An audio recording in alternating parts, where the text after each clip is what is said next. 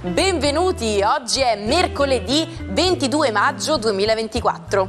Il sole sorge alle ore 5.46 e tramonta alle 20.07. La luna si leva alle 19.21 e cala alle 4.43.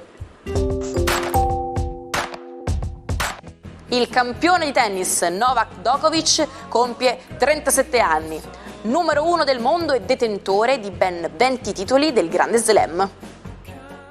Tanti auguri anche alla celebre modella britannica Naomi Campbell, che festeggia i suoi 54 anni, prima donna di colore ad apparire sulle copertine di Vogue e Time Magazine.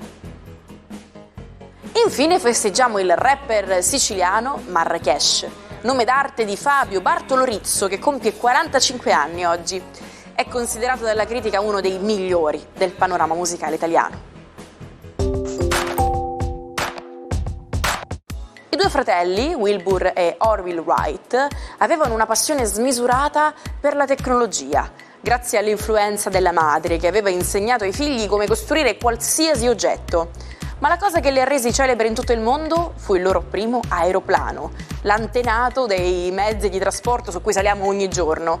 È stato proprio il 22 maggio del 1906 che i fratelli Wright hanno depositato il brevetto di questo mezzo incredibile che ha fatto la storia dell'umanità. Avete mai provato a tenere le spezie lontano dalla luce del sole? In realtà le spezie possono perdere sapore e aroma se esposte alla luce diretta del sole per troppo tempo. Per preservare al meglio il gusto delle spezie, conservatele in un luogo fresco e asciutto, lontano dalla luce solare diretta. Inoltre, se possibile, utilizzate spezie fresche invece di quelle secche per un sapore ancora più intenso. Lo è decisamente più sgombro dalle quadrature. Un alleato prezioso come il Sole vi aiuterà a la Luna, vi aiuterà anche a dare un significato a un sogno che avete fatto, ma anche a rimettere a posto una tradizione di famiglia del passato che voi salverete. Tutto ebbe inizio con una serata a base di pizza, durante la quale l'ispirazione colpì il programmatore, dopo aver notato la forma data dalla fetta mancante. Questo lo portò a creare un gioco che sarebbe diventato una leggenda.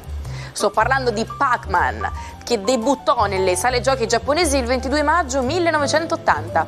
Grazie alla sua semplicità e alla grafica accattivante, Pac-Man divenne subito un successo di massa, tanto da essere installato in oltre 300.000 macchinette da gioco in tutto il mondo. Oggi esploreremo l'origine del modo di dire "Cat got your tongue", o in italiano "il gatto ti ha preso la lingua". È un'espressione che usiamo spesso in entrambe le lingue quando qualcuno resta in silenzio. C'è chi sostiene che l'origine risalga al 500 a.C., quando le lingue dei soldati sconfitti o dei ladri venivano tagliate e date in pasto ai gatti.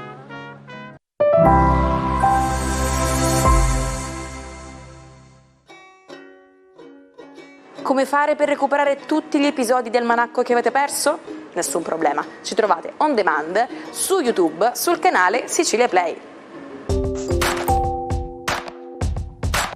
Oggi parliamo di Gérard de Nerval, poeta romantico che ha vissuto una vita segnata da crisi psicotiche e dalla morte della madre quando era ancora giovane. Grazie a una cospicua eredità, Nerval ha viaggiato in tutto il mondo, esplorando l'occultismo e il paganesimo, ma anche il proprio inconscio e la malavita cittadina. I suoi temi prediletti? Il viaggio, il sogno, l'allucinazione e soprattutto la follia, che ha influenzato la sua produzione letteraria. Ma la sua vita non è stata solo una discesa nell'oscurità. Nerval cercava conforto nella religione, sebbene il suo rapporto con essa fosse particolare.